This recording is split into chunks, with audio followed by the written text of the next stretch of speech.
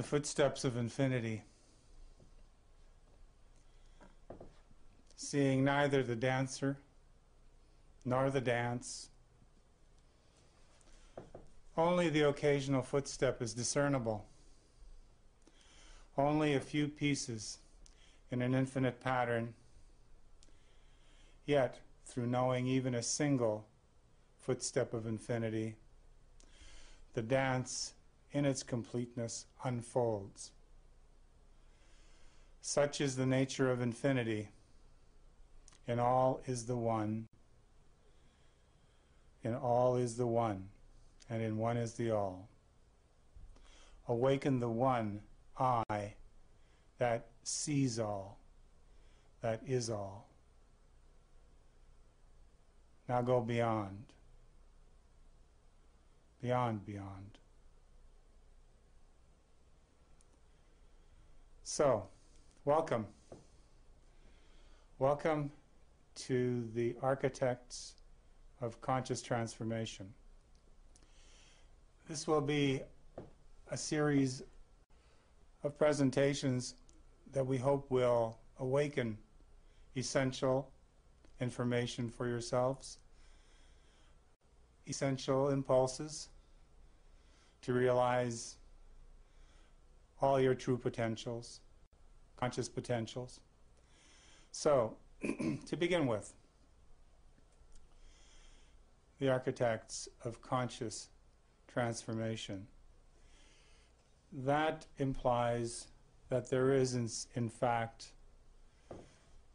building something, the building of something that is conscious, that can be passed on and realized in a conscious manner by those who receive it. So the architects of conscious transformation is really about all the beings who have made efforts in order to transmit that kind of information, those kinds of impulses to us. Now, sacred spaces. Sacred spaces are those types of spaces that we've given to be essential, special, meaningful in a way that is beyond our ordinary perception, beyond our ordinary way of being conscious. So the term sacred has been with humankind since the primary distinction apparently occurred. Since the first time attempts have been made by various beings throughout the universe to recreate the first space, which is co-emergent with it. This co-emergence is the doorway into a reality beyond duality. Planet Earth is riddled with artifacts attempting to reach this doorway, many in rather crude and unsophisticated ways. Most humans living today have, at one time or another, experienced either indirect or direct contact with these artifacts, these sacred artifacts. And with regard to the spectrum of human consciousness, what are all these so-called sacred spaces and art that's related to those spaces? We're going to explore that. We're going to begin to explore that. And this exploration begins right at the moment, it seems, that human beings could create art. And by human beings, I mean our predecessors, who weren't even necessarily directly connected to our particular species, Homo sapiens, the Cro-Magnon version of it. But these human beings go back, now we've discovered, to at least 290,000 years. And it all began in caves. Caves that, as you may know, have had various types of art deposited in them, created in them, and in some ways, they are extremely powerful, extremely communicative of another reality, another time, and yet, in a sense, something very familiar to ourselves living today in the 21st century. Now, what you see here,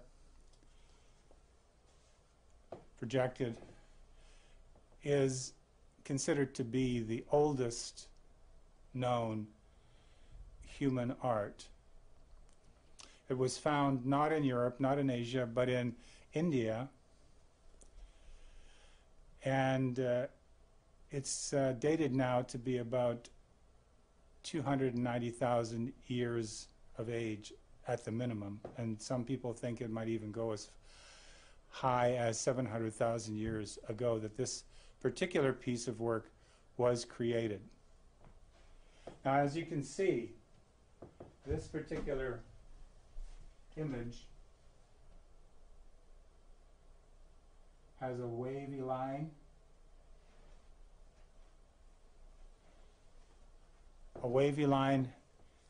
and what looks to be like a concave spherical indentation. In short, the attempt at creating a sphere and something that looks like a wave. Now, we'll get back to that at a later date, but this is, in fact, the oldest known communication to our modern species from 290,000 to 700,000 years ago.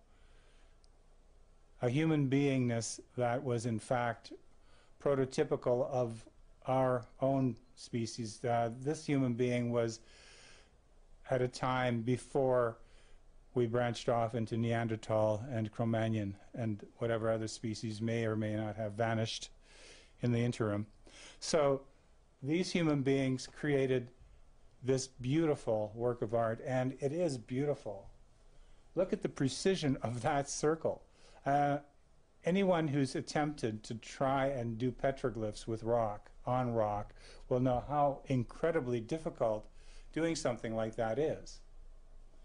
So, in effect, this is an ancient masterpiece that has been in those caves in India, the auditorium caves, I believe, in Bhimbetka, I think, India. And the thing is that this transmission was obviously intended as an intentional transmission. This was not accidental. It was not about ordinary life. It seems to me to be a rather abstract and yet very easily recognizable form. And these human beings transmitted this message to our present day, almost 300,000 years later, 300 millennia later, if you can kind of grok that, the significance of that. So from that, we leap ahead another,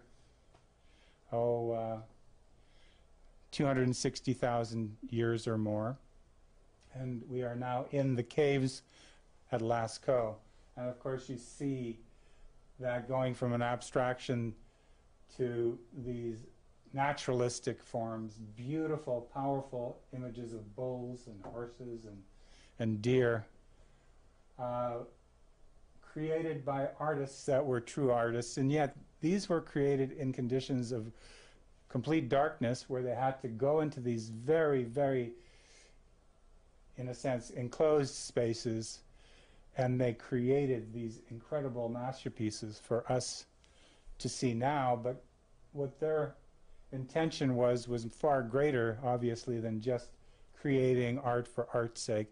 This was art with a purpose to it, but with a conscious purpose, I would like to suggest.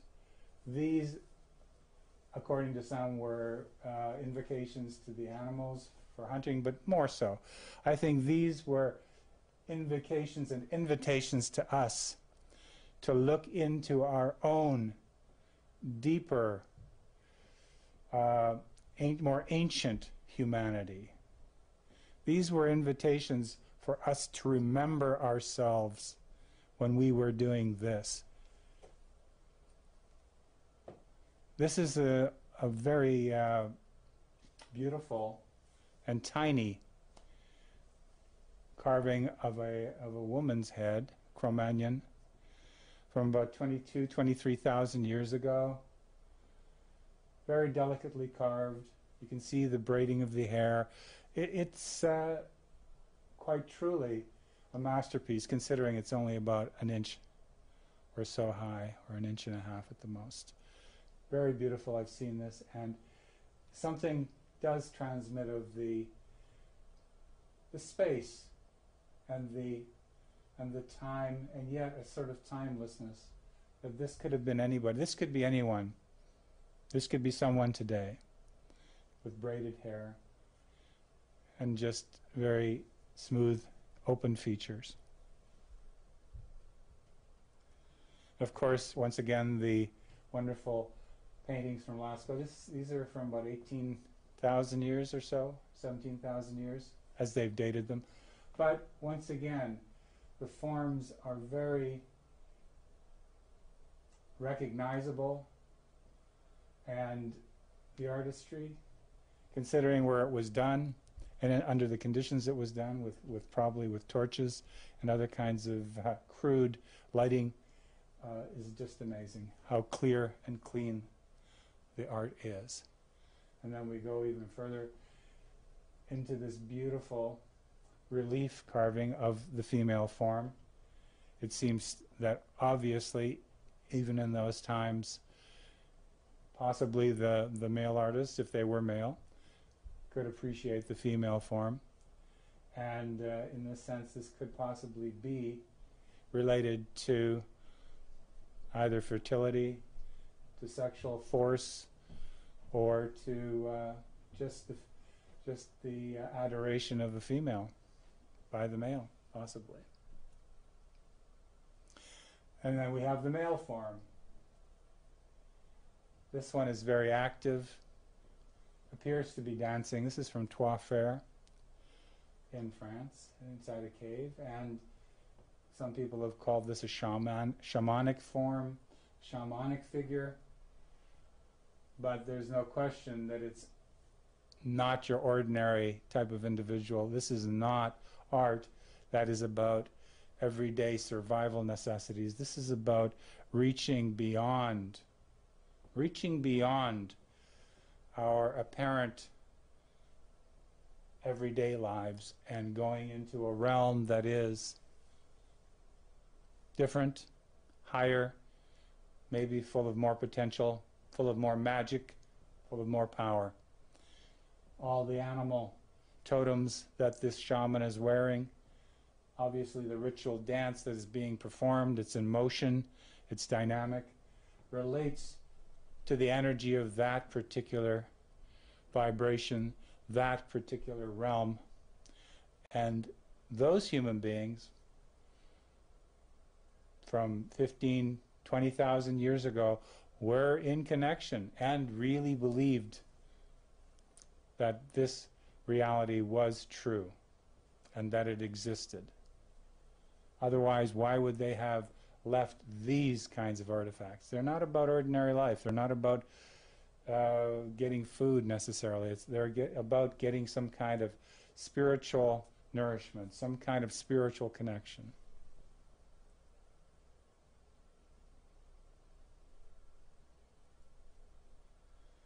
And we go to another continent, from Europe to Australia, and once again, these are entities that are not of this world, at least not of this physical world necessarily, although they seem to interpenetrate with it. So what was painted a lot on these caves was otherworldly, other dimensional. So this tells us today that human beings at one time recognized that there was another dimension beyond physical existence. And not only were they speculating about it, they were actually connecting with it and communicating with it and basically trying to be in harmony with these other dimensions. This obviously was a male form, the previous one. This one is a female form. And so another aspect of that energy, of that particular approach to reality and that view of reality, is that there's a great deal of respect and attention given to sex, the force of sex, the power of sex, and its connectivity to these other dimensions, these higher dimensions. And as you can see, these forms, I think they're from the Norlangi caves in Arnhem Land in Australia, are really apparently very alien. They do not necessarily look like human figures. They're humanoid, but they definitely have a presence that is alien and other dimensional to them. So human beings in the Paleolithic era were very much aware of and trying to connect with, converse with, interact with higher dimensions. This is a message to us. This is a message to us in the 21st century, that in terms of our own humanity, there are elements of our potential that are not just based on the senses, that are not just based on physical reality. So, away we go. And of course, caves were the enclosures that early humanity apparently lived in. Before they created shelters, there were already ready-made shelters. And caves were those types of edifices that human beings could congregate in, find shelter in, live in, and produce art in. Sometimes they were very dark, and as here, incredibly light and full of color and vivid vitality. Now, we're going to travel from Europe to Australia to North America and to the American Southwest for this little part of our exploration. This is Monument Valley, and if anyone has been there, you will obviously remember the power of the land. The people in this area, the human beings, have been there for a very long time, and every single culture that has lived in this part of the world in North America has had, as a matter of fact, all North Americans, and perhaps all South Americans, all indigenous people before European contact, had an incredible reverence and respect for the earth and for everything in nature. That human beings were an integrated and interconnected aspect of all of life, and that human beings had a real purpose in working with the earth and with all of reality in terms of the universe. Now this beautiful pictograph, rock painting, is from an area of southern Utah called Barrier Canyon, and this has been entitled The Holy Ghost and His Companions, and its companions, if you wish, if it's neutral, gendered. But the Holy Ghost and companions are painted on a beautiful series of rock faces, and there's about 160 feet of these going down the canyon wall, and they're all related to these spirit entities, these entities that are obviously in some way human morphologically, but not really. And the one thing that's noticeable about the Holy Ghost, the main figure, is the largeness of the eyes, the idea of just being wide open, wide awake. These have been dated in the region of 6,000 years old, and by some people anyway. And concurrently, it's very interesting that in Mesopotamia, in the earliest Mesopotamian cultures, like in Sumer, places like that, you see figures and carvings with the same wide awake, wide open eyes. The idea of letting everything in, of not blocking anything. To me, these entities represent just impartial presence. And they seem to be waiting as long as it takes for everything to wake up to this level of openness. And they've been waiting here for at least 6,000 years, and I guess they'll wait until the realization of this particular impulse is fulfilled. A great gallery. Now, the people that created the Holy Ghost and attendants were the predecessors of what later became known as the Anasazi, the Ancient Ones, which is a Navajo word for those people who were there before their culture moved into the area. But the archaic culture, as it's known, is the one that created this. Now, following them after a very long time was the Anasazi, who were possibly descendants of the archaic. But there is a common theme in all of those cultures, no matter what time frame it's in, and we'll get to those commonalities. This beautiful and stunningly intense location is Canyon de Chelly in Arizona, and as you can see, this particular piece of architecture, the housing,